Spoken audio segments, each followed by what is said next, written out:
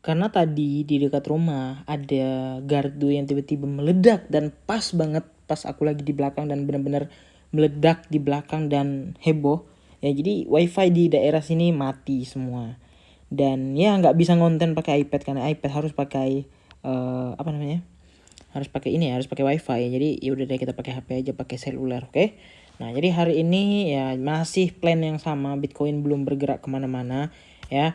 Nah jadi kalau kita perhatikan ya untuk saat ini ya, jadi BTC ya masih bergerak dengan model yang sama ya. Ingat sekali lagi bergerak dengan model yang sama, belum menunjukkan pergerakan yang wow atau gimana, tapi yang jelas untuk saat ini ya Bitcoin udah mulai naik ya. Nah, masalah sampai ke berapa? Ya udah kita bilang 24 sampai 26 ya, minimal tuh ke situ gitu. Sebelum dia kalau dia misalnya dia mau cuman retest ya, cuman retest doang ya udah nggak masalah. Kalau mau lanjut terjun lagi, mau lanjut ngapain lagi ya nggak masalah gitu ya. Jadi yang jelas-jelasnya adalah kita menunggu di area yang possibilities untuk retestnya dekat gitu guys ya. Nah jadi kira-kira market untuk saat ini benar-benar masih dominan untuk ke arah bull div dulu ya. Bullish divergence dulu ya. Time frame 4 jam juga mendukung, candling juga mendukung, dan ya semoga ini adalah pattern-pattern yang saat ini kita tunggu-tunggu untuk melakukan penurunan yang bisa lebih jauh lagi, oke? Nah, ya kalau misalkan ngocok kayak gini Bang, nggak masalah ya. Nggak masalah banget, malah seneng dibikin ngocok kayak gini ya.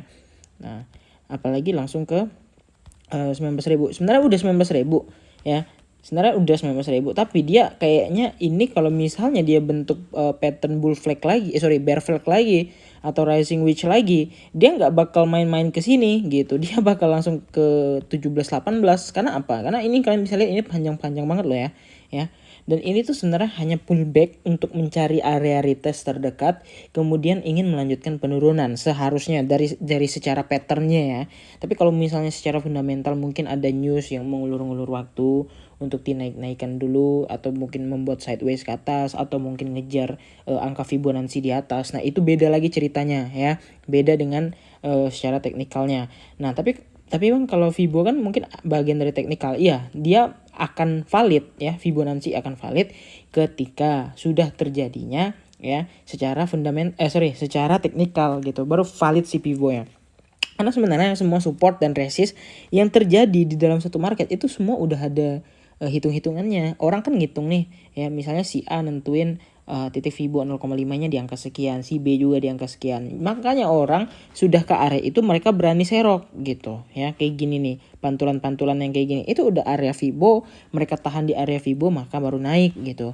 Tapi kalau kita secara teknikal ya, kita jangan terlalu mempertimbangkan Fibo untuk short term, bahaya. Ya, Fibo itu jarang banget orang make untuk short term ya. Fibo itu paling enak dipakai memang beneran long term. Kalau aku sih nggak pernah pakai Fibo apalagi short term, apalagi untuk time frame 15 1 jam itu nggak pernah.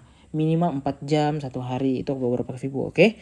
Kira-kira gitu aja, jangan lupa untuk like dan subscribe. Kita bertemu lagi di video-video selanjutnya dan masih tetap on plan on track ya.